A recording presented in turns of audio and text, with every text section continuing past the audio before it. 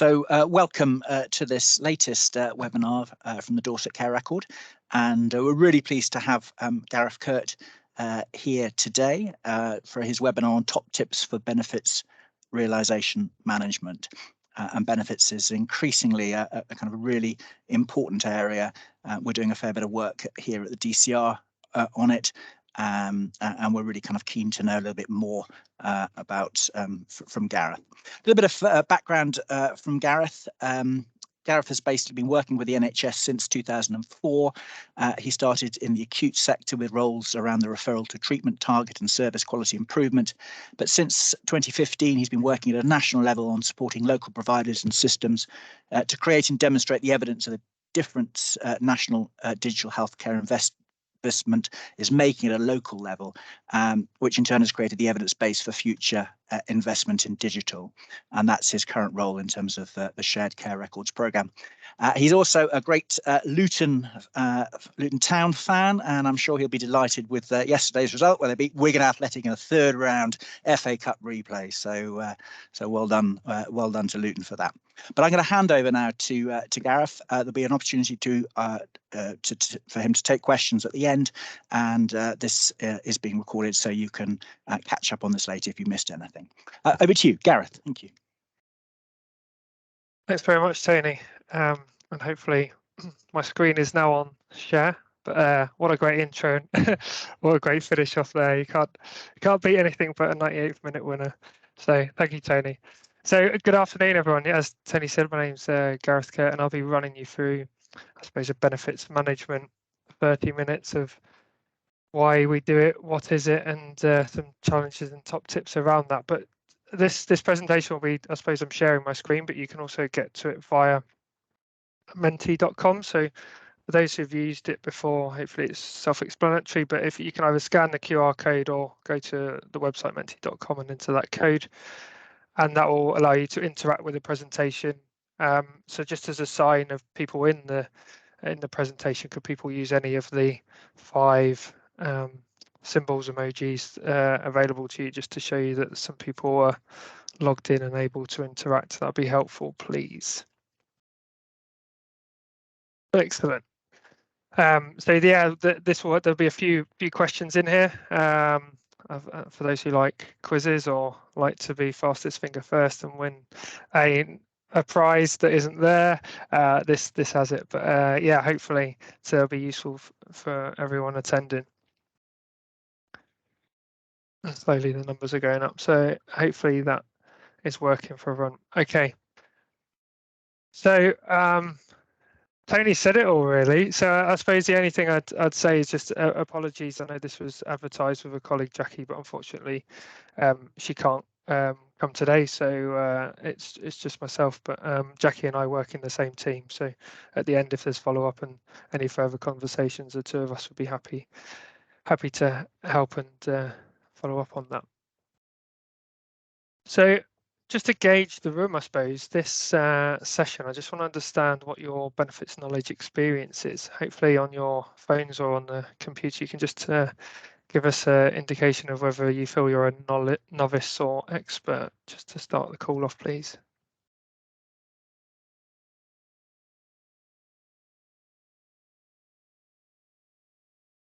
And I think we're expecting 25 or so people on the call. I didn't recheck Teams to see how many were on here, but hopefully we get a good few number. Let's just have a quick look.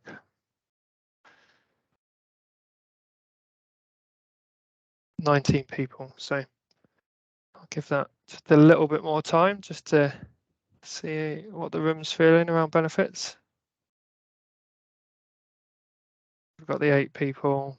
Certainly feeling, I suppose, a bit more on the novice end, which is fine. And hopefully this covers from those people who feel they've got a bit more experience than others.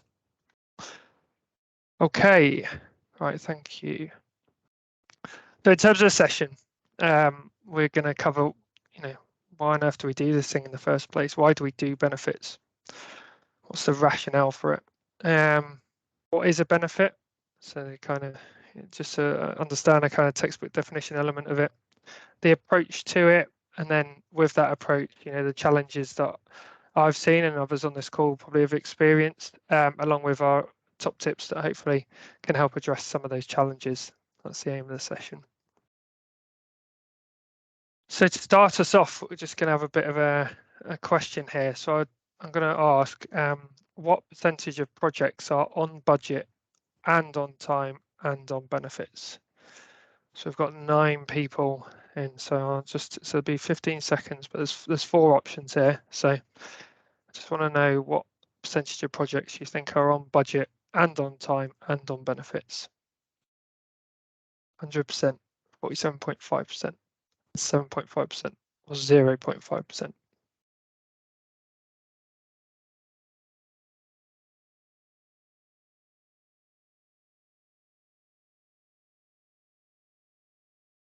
Okay, so three of you got the answer, and it might be shocking to some, and certainly was to me, that the incredibly low percentage of projects tick those 3 elements. And this image is displayed for a study. They did nearly 12,000 projects they looked at for that. So what a low percentage that is. And ultimately, the reason for beginning a program is to realize benefits. So, and as this quote sort of shows, how do you know if it has worked? You need to measure the delivery of benefits. And in terms of benefits maturity, so where we're heading, there's been a study that showed in 2019 that organisations that have a higher benefits maturity have better project outcomes. So it was 92% of organisations versus 33%. So essentially, the better you are at benefits realisation management, the more likely you are to achieve the project outcomes. So hopefully that's given a sort of flavour of, why do it? Why on earth do we do it? But what is it? What is a benefit? So there's a few bits here. It's measurable. So you have to be able to measure it. It's advantageous to someone, so someone cares about it. It contributes to the bigger picture, so an organisational or national objective, and it comes from change. So to play that out, hopefully this sort of flow works, and this is what we use in benefits mapping, which is something I'll talk about later. But since you've got a piece of work you've done, so let's talk to your shared care record, you put your shared care record in. What does this enable you to do differently? So you can do things differently as a result of having that. And from doing things differently, you achieve different results, which are outcomes. So you improve something, you reduce something. And then from those changes of improving, reducing, you then gain some value. And this is something someone cares about. And then from that ultimately links into your bigger picture. Why on earth did you do it? What goals were you trying to achieve? So hopefully that helps sort of differentiate between the different elements of when we talk about measurement, because different things can be measured, and how we're talking about ultimately trying to measure the benefit of something someone cares about. So to play that through with the shared care record. So you might have heard of the 5 whys to get to the root cause of the problem. The so what or the why do I care is essentially the same of trying to drill down to get to the point of saying, well, that actually is a benefit. So if we start with, people say, we have a shared care record. Great.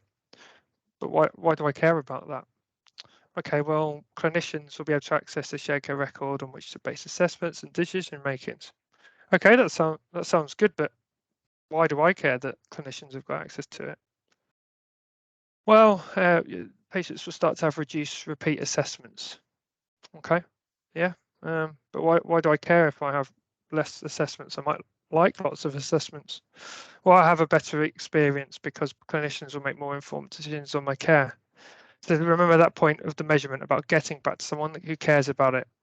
And so this comes back to the patients caring about their experience. So that kind of goes through the sort of work or capabilities, outcome, benefits to work through that.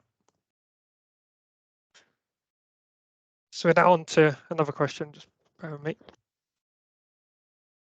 So this is going to ask you about what type of benefit this is. So this is just a quick delve into defining benefits, and we have different benefit types. We classify them too, from the financial side of things to the quality angles, so experience and things like that.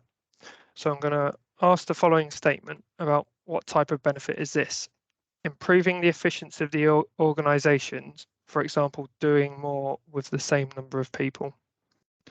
There's 4 types: cash releasing, non-cash releasing, societal and qualitative.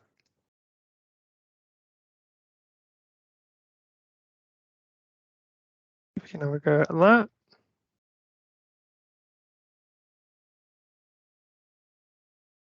Great. So yeah, most organizations will move this into a non-cash releasing sense. So time can be valued. You've got a wage of staff, so you can value that, but you're not removing people. So you're not kind of getting into the sort of cash releasing element of this. Time can be measured as a qualitative element of this, but if you once you put the pound sign on it, it moves into the non-cash releasing area. And societal, just to give you a flavour of that, are things like the wider goods in terms of things like the carbon and footprint, economy. So it's just these are the types of benefit classifications that we use to help with business cases showing the value for money, but also for classifying benefits by different means that help tell a story. And this comes back to the Green Book Treasury guidance. Okay. So in terms of I suppose the theory, so hopefully we've got an appreciation and understanding of why we do benefits in the first place and what are they. So let's just talk about the theory. And I suppose the simplest way I'd always explain to people, if you think of the Plan, Do, Study, Act cycle, this essentially follows that. So this is the 5-step cycle in the APMG Managing Benefits Guide. So I suppose similar to the sort of Prince 2 program management assessments and techniques that we use. And this was adopted from the Swedish government. So it's just to say it's not just healthcare, but it has realms outside of that. So this is the identification, definition, tracking, realization, and reporting optimization of benefits, essentially. So in this cycle, what you get is, I suppose, starting with the end in mind, is the problem. What problem are you trying to resolve? So that's the first stage, and sort of the lighter. I'd say the lightest blue. They're all blues, aren't they? So yeah, the first stage. So this is where you sort of look at what objective you're trying to achieve and what's the problem. The second stage sort of goes into starting to value in monetary terms the benefits and appraising them, and do they exceed the costs of that assessment. The third phase, planning for it and making sure that we've got a plan for realization and monitoring of these benefits to see if we're on track. The fourth phase, why on earth we do it? To deliver benefits. Is you do all this work up front, and a lot of the work for benefits management does happen in the sort of first 2 phases, I might add. But realization, so tracking, delivering, exploiting benefits. And then review, essentially checking that the program is making the case, representing value for money, and then adding any lessons as we learn. So that cycle goes round and round, but a lot of the work in this benefits management cycle happens in sort of the first 2 phases. And if you get that right, you're on a good footing for the rest. Okay. So next one. So this is a question to you all. So this is what they call a word cloud, but essentially where you can give us some feedback on what you understand are the challenges within benefits realization management. So if I just give you a moment for those people who are our mentee to just sort of share what you feel are some of the challenges, and that might align with what I'm about to talk to. Well, hopefully it will, but in a way. So if you're all right, just to try then, I think you've got 3 options 3 areas you could type in, but this is a free text field essentially to put some thoughts in. So if anyone could share their thoughts, that'd be appreciated.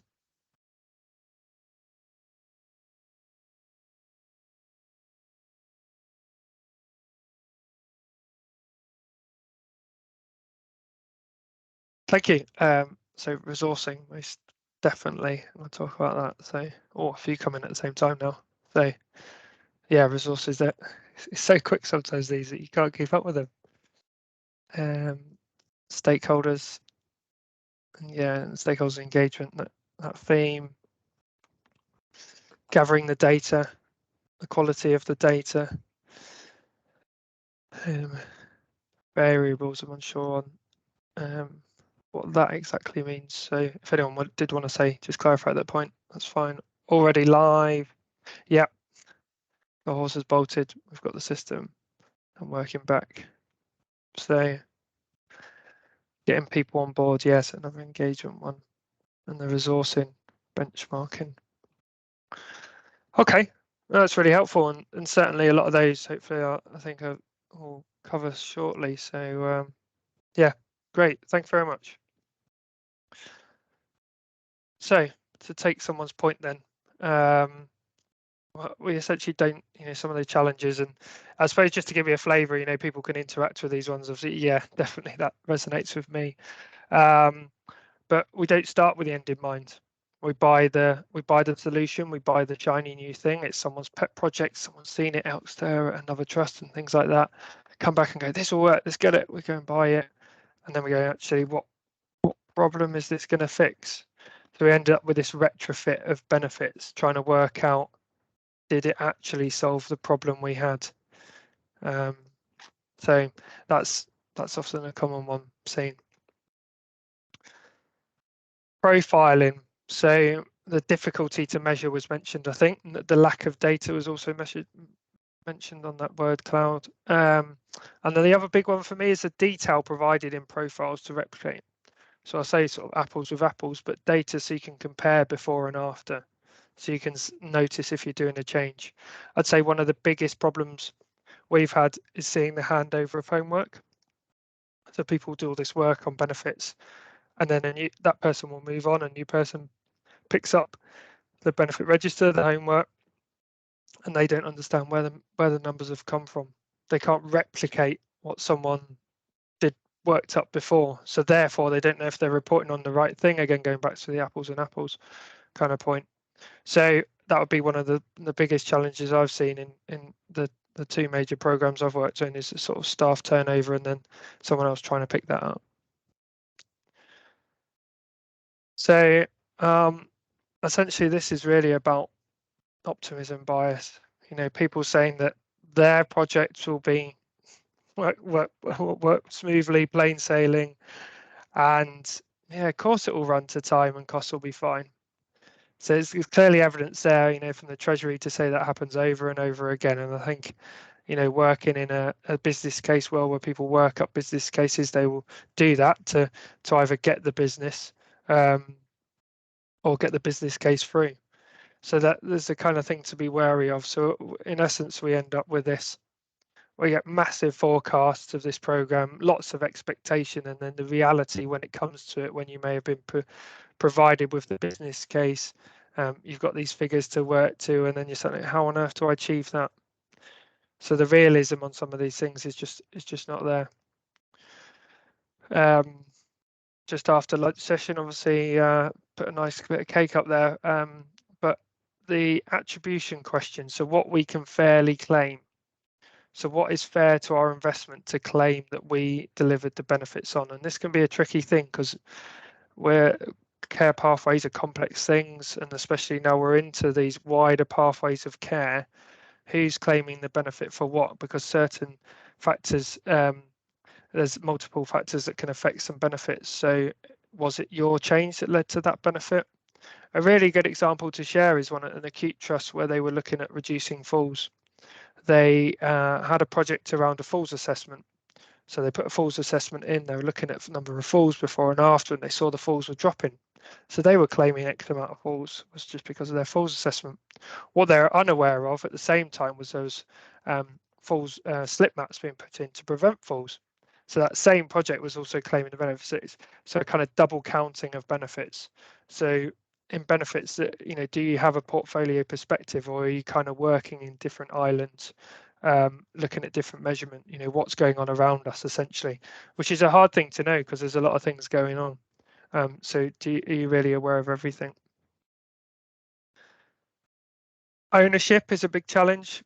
So people often, I suppose, sit in a darkened room making up benefits that in theory work. On paper it looks like if you times this by this and this will happen and therefore this will be our benefit. But who wants to own someone else's homework? Who wants to pick someone else's homework? They want to be there on that journey with them. They want to be saying, well, yeah, this, I actually care about this, and this is what matters. So too often we sort of see, you know, ownership is sort of stamped on a role or someone's back after they've created it in their darkened room as such. So that's a big challenge, because ownership needs to go beyond the project program state and into business as usual to carry on reporting things. So we kind of get this area of, you know, looking at problems that aren't really problems, and targets that come back to that point, targets that are not realistic. Then we've got the challenge of time lag. So in the worlds we're working now, a lot of the sort of lower hanging fruit has gone in terms of instant impacts and instant benefits. And it takes a while, you know, typically say 6 months is a sort of typical period from go live to benefits starting to be realized as people go through the change curve and start to understand stuff and how it really works, and they get through all the sort of niggly bits. So it's a kind of keep the faith moment. And do we have the time and the capacity to keep the faith to measure? Because, you know, once we've gone live, the resources then move on to the next thing. So therefore, we're not tracking and seeing if we've addressed the problem and seeing if we're heading in the right direction. So we can't create that story of change. We can't show one ward another to try and influence one ward's working and therefore can influence others around them. So that resourcing and time lag is a tricky one, which leads into the next slide, really about sort of the capacity. And I think that was mentioned on the word cloud by quite a few people. You know, what capacity we have? Do people have it bolted onto their job? Do people have it as an extra? And often, I suppose, the nitty gritty of getting something live probably precedes the benefit, the cherry on the cake maybe of the benefit. So there's that point, and I suppose the maturity around benefits. It's people are getting, I suppose, more mature in this subject. And, you know, let's just take this, you know, knowledge transfer. Hopefully we're going to go away from this with a bit more insight, and therefore we can that disseminate wider. But it's certainly an area, and I suppose resourcing and short-term resourcing or contract resourcing, and then moving on and things like that. So that capacity and capability is there, and then it goes. So that's certainly another area.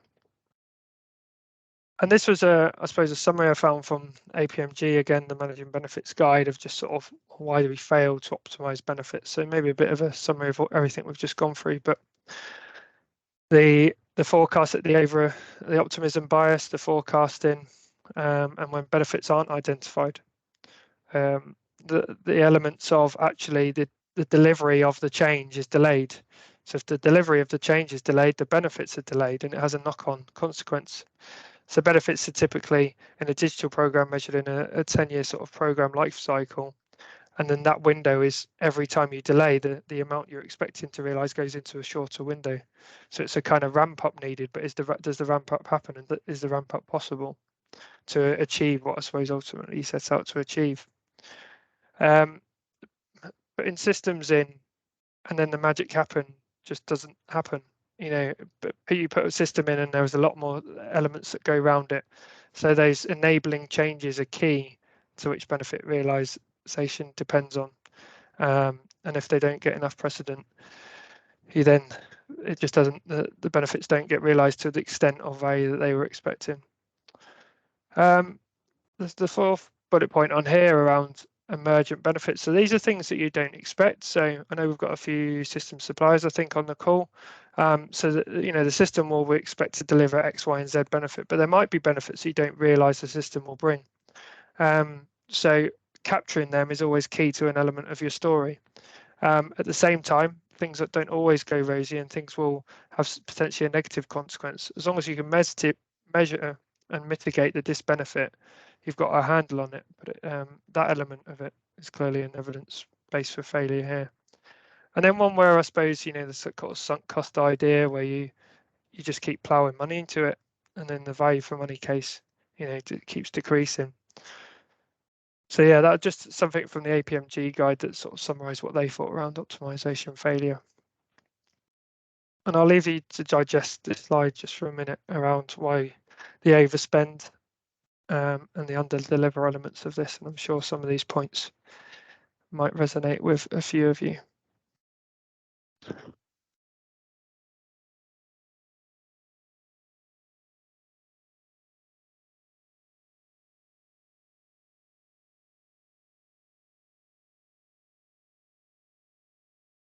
Okay, right. So sounds all doom and gloom to this point, doesn't it? So yeah, but there's got to be benefit to attending this session, right? So here, as I mentioned at the start, this is some of the top tips that I suppose through Jackie and our experience through different central programs, particularly, and then different backgrounds in the acute sector. Some of the top tips we've seen around this, and some actions hopefully that will combat those challenges that we've seen. People can see them and are clearly living them, but what I've also just explained. Now, I know this graphic hopefully it's come out okay on the bigger screen. But yeah, I suppose let's start with making sure benefits is everyone's business. So in your different roles, you have different insight, and that different insight will play its way in highlighting opportunities, highlighting barriers, and then those risks. So everyone, dependent on their role, will have a different element in terms of how they play their parts in realizing benefits and telling that story and communicating out that story. So around this, I suppose we've just given a few ideas around this. So one thing is around transformation workshops. So this is where you kind of go through what we've been through today, in terms of why do it, what is it, get different people from different roles in the same room talking about it together around that sort of QI methodology, quality improvement methodology, and then tools and templates, which I'll mention in the next few slides. You need that buy-in to support the different stages. There will be problems, and so they'll need stuff and different things that need unblocking. The benefits is interlinked with so many parts, change, risk, comms. So you kind of the effective planning around that all needs some consideration.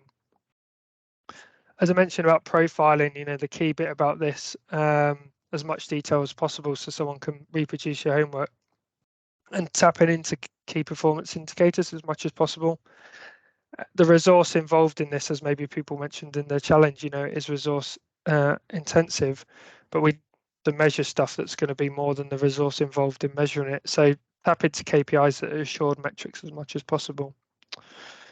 Going back to the ownership element of this, the governance around that, and contracts are supposed to give it some weight, that people own about it and they care, and they care, and they ultimately deliver the change that they've sort of signed up to. The storytelling element of this, numbers and words matter, and regularly telling that story, engaging with people, so to show quantitative and qualitative impact.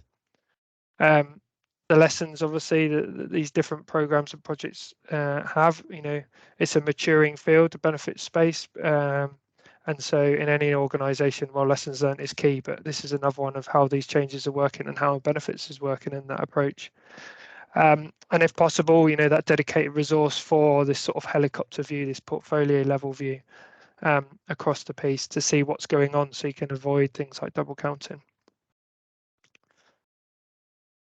Just a few of the tools and templates that we encourage. So when we go back to starting with the end in mind, we've got one of our tools and templates as a problem statement. So this, in essence, at the top left-hand corner, starts with just talking about the problem. What problems have people got in their area? And this is different stakeholders with different perspectives, kind of post-it exercise, which obviously now in an online world we can do quite well as in person. So this isn't the solution's been bought. This is a kind of think of the art of the possible. So what problems have we got? You then start to think about the top right-hand box about what strategic drivers are we not hitting as a result of this. The middle left is around the sort of essentially the benefits piece. So blue sky thinking, not constrained by a system. It's saying, well, what ultimately do we want? What benefits do we want to achieve? And then to deliver those benefits, what changes do we need to see, which is the right-hand side, before then going on to the solution and what solution you will deliver. So that, and then I suppose a caveat to that is actually why hasn't it happened before? Why haven't we fixed it? So I find this approach is a really good way to just strip things back and start with a problem. And by starting with a problem, you can draw out what people care about. You can see what people can measure, and then from that, it will help with your benefit delivery. The second element, or second tool, I should say, is a mapping, a real good visual tool. It's the definition says a pictorial representation of the business and enabling changes on which benefits depends, showing how these benefits contribute to the organizational objectives. So starting with the end in mind, thinking about your strategic drivers, a benefits map essentially joins the dots between. So what objectives have we got that we need to hit? What benefits would support achieving them? And then what outcomes do we need to see? What changes do we need to see to improve, to deliver the benefits? And then to deliver those outcomes and capabilities, what work do we need to put in place? So it's a real good visual. And I think if you used it as a post-it exercise, if you took out one of those post-its, for example, you can see what benefits you wouldn't achieve because you're breaking the connections. So yeah, the person a big fan of mapping, and I suppose the key other bit of mapping is it allows prioritization. You know that resource isn't endless, and so essentially through mapping you can say, well, actually if we delivered these things, it means we deliver these benefits, but if we can't deliver those, we won't deliver these benefits, and the kind of, you know, chopping and changing around that. As you've probably heard me talking about this story level, the benefits register is a really key tool in capturing your story from a quantitative perspective and a qualitative perspective. So it allows you to document, plan and track benefits. So definitely using none of those at a portfolio level, and a portfolio level, as I mentioned earlier, to sort of avoid this double counting and, you know, the fools example.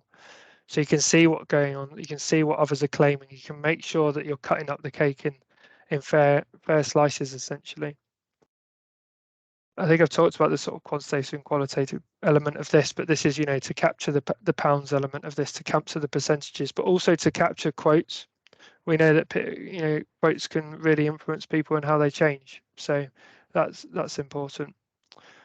Tolerances is really to essentially say that we can manage by exception, because you're going to have potentially a lot of data, and what do you need to escalate board to get help with. And so if something was a penny under forecast, would you really escalate it?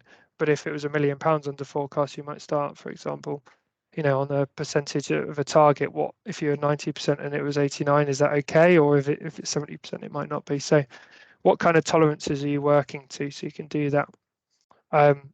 Excel, some people love it, some people think it's really boring. So let's make it visual. Let's make data really visual. And then the final point on this really are kind of around peer reviews. So as I mentioned earlier, like one of our biggest problems is the homework, passing on someone's homework and someone not understand it. So get your own processes in set up where you can check your homework. So someone who's in your team that has never seen that benefit profile, get them to work through the profile and see if they can replicate it. Do they know where those figures are coming from? And that's a really key point, I think, of this, is making sure it's reproducible, because if you can't reproduce it, and assure it, how do you know that you're reporting a true reflection of the change you've made? So hopefully people are gathering that, you know, it isn't just a benefits manager's job here to kind of play their part. We need to, as I suppose Tony introduced this, you know, create the evidence base for the investment we've got, but also create the evidence base for the future investments, because without evidence, how do we justify future spend? How do we justify the next business case where we want to do this? We need to see the evidence for that. And that can come in both, you know, the softer qualitative soundbite stuff, or the quantitative via, you know, financial means, the cash, non-cash societal, or the qualitative sort of tracking of percentages, number and time. Tell the story. We've all grown up with stories. I think we kind of move away and we become an adult. Suddenly it's not, I say, cool to tell a story, is it? I don't know. But it's just one of those things that actually it changes people. It makes people change. It makes people move in the direction that potentially you want and they want. And I think we need to just remind ourselves of that, to make sure that people continue using the shared care record. It doesn't sort of become an old thing that people aren't interested in.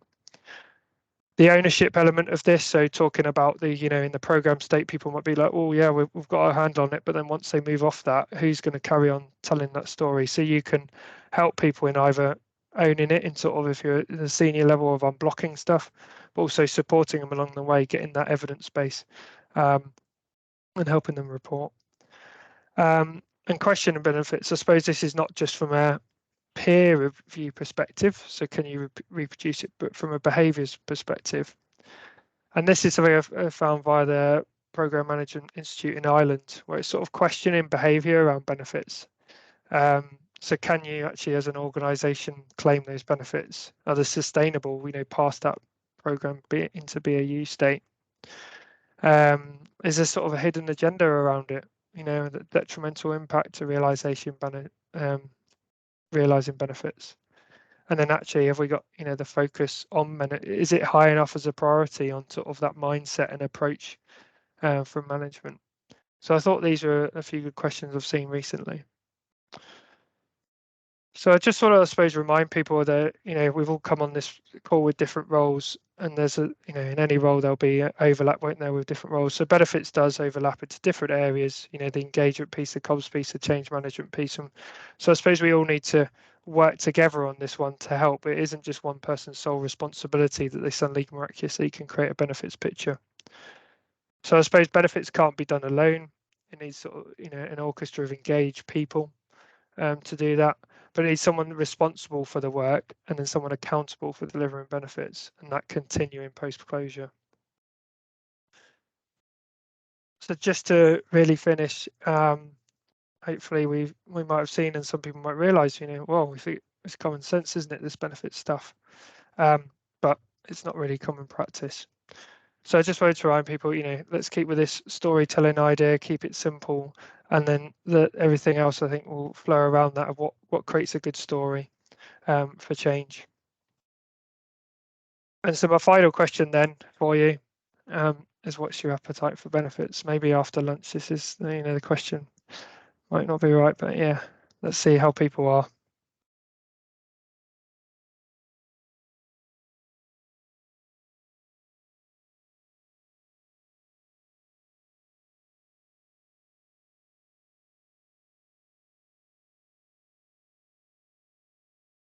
Really need music for this bit, but well, that's great. That's really great to see that people, the enthusiasm for it and taking on a bit more. So thank you very much. For those that are competitive, let's see who won the invisible prize. So Katie, congratulations. If it is Katie, yeah, there's a Katie on the call. So congratulations, Katie. You win this one. And that's it. There's my details, there's Jackie's details on the bottom. Thanks for your time listening, and hopefully that has been helpful. But yeah, as Tony mentioned at the start, I can open up for some questions now. Thank you. Thank you very much, Gareth. That's a fantastic tour de force of some of the challenges and some of the tips, really, in terms of taking forward benefits realization. So thank you for that. And I know from the DCR perspective, we have run into a number of those challenges, and hopefully we're overcoming them. But it's very pertinent, I think, to us. So I'd like to throw this open really now to the group in terms of any questions. Paul, I don't know whether there's anything in the chat. I didn't see anything during Gareth's talk, but there might be something. But over to you guys. To Paul, anything in the chat? Yeah, there's one thing. Jane asked if could we have a copy of the slides after? Could we share them? Was it? It's a good question, because it's on Menti and I'm not sure on. I'll explore that, because basically I'm using the free version as well. So whatever you do in the free version probably isn't possible, things like that. But let me explore it, and I'll see about, I can get that back. No problem. Do some screenshots. Yeah. Yeah. It is being recorded, and we will put it up on our YouTube channel. But yeah, it'd be useful to have some slides. Any other questions? Yep. Jane just asked, is there a maximum number of benefits one should track? So I suppose go back to the point about resourcing. We need to be mindful of how much resource we've got to tracking that. I did see something recently that talked about a 6 to 8 number per capability around a benefit. So ultimately, I suppose you need to evidence that it was worth investing in this thing you've done. However that comes, if it's one benefit, if it's 10 benefits. But really, I suppose one benefit might not give a truly rounded picture around that. So I did see some evidence that someone was suggesting 6 to 8. The work I've been involved in has ranged in from benefit registers, this isn't specifically shared care, but range from 10 benefits to 200 benefits. Now in the 200 state, I think that was a bit too much for them to track. Although they did have a dedicated resource, I did think still they were struggling with that, and that ultimately played its part when the person left the organisation. It became unmanageable. So I suppose what gives you a rounded story, really, Jane, in answer to your question, hopefully on that one, but there's not I suppose a specific this is the number. If you're tapping into KPIs, it might be really easy to report a greater number than lots of individual, if you're doing sort of surveys and things like that.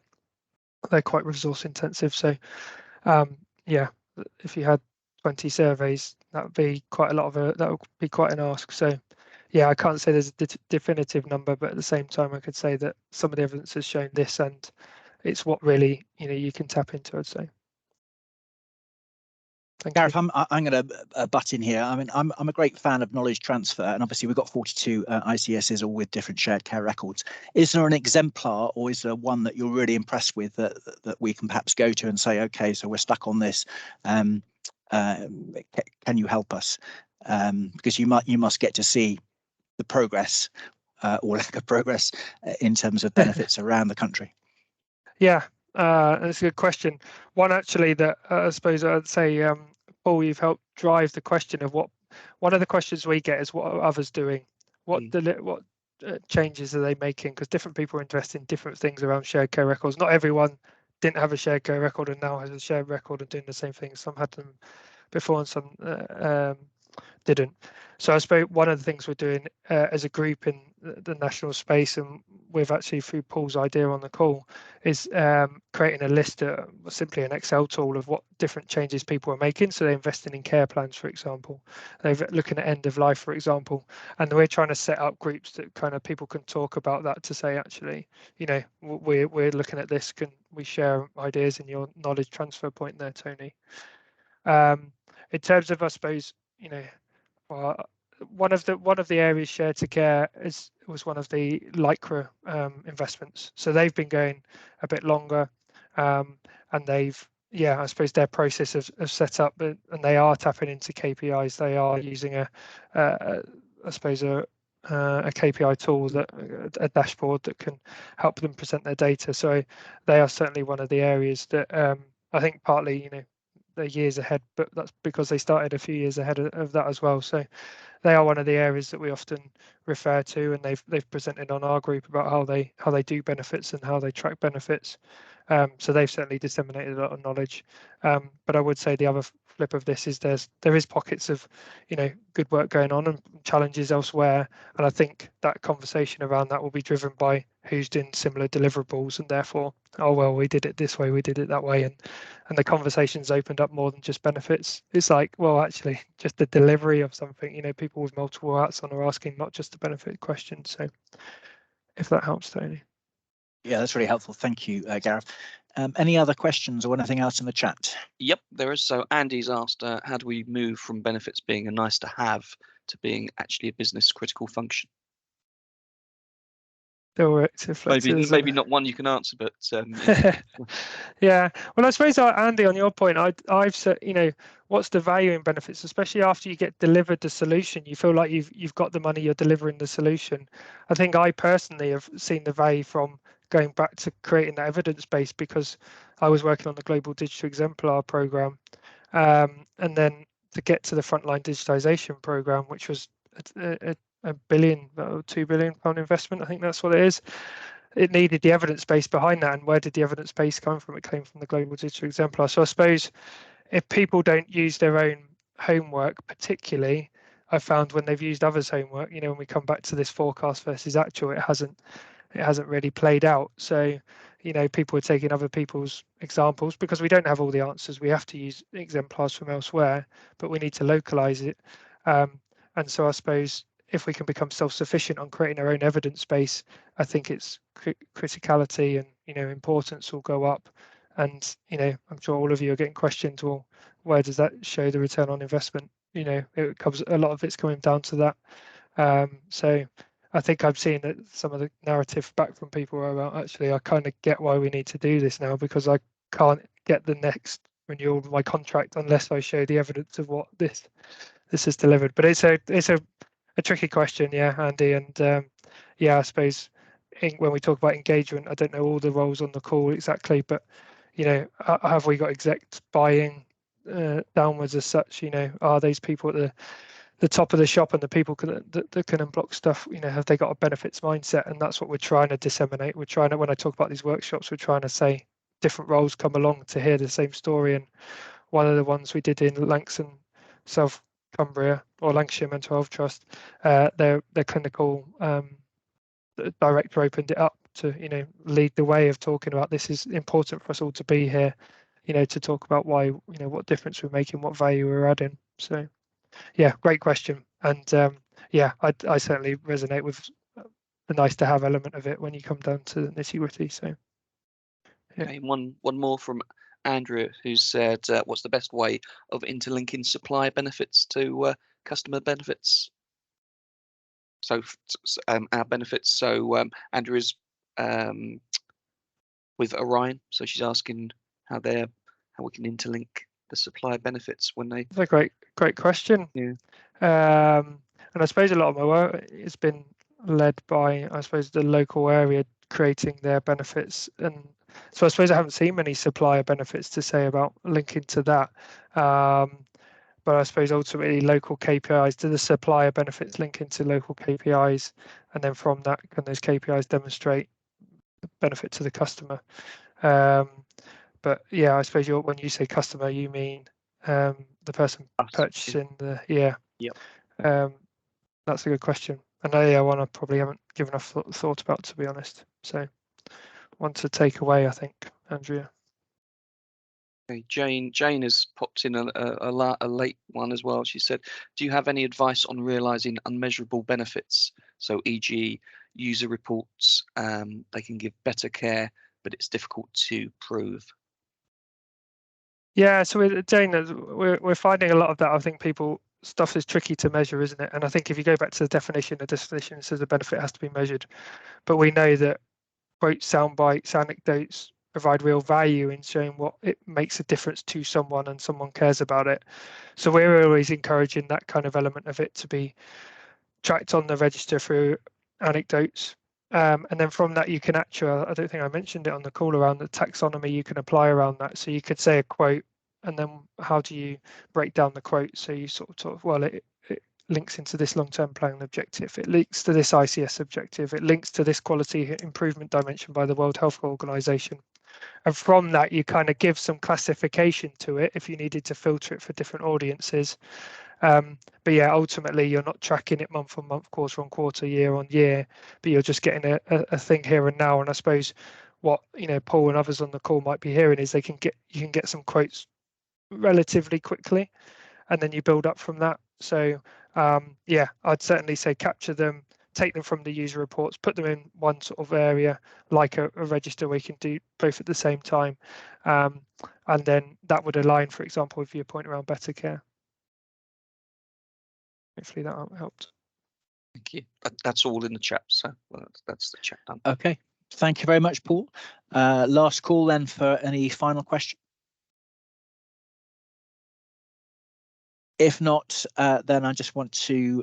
Sorry, Tony. One Tammy's just quickly put in that she said there is a big shift in experience and moving towards more qualitative data.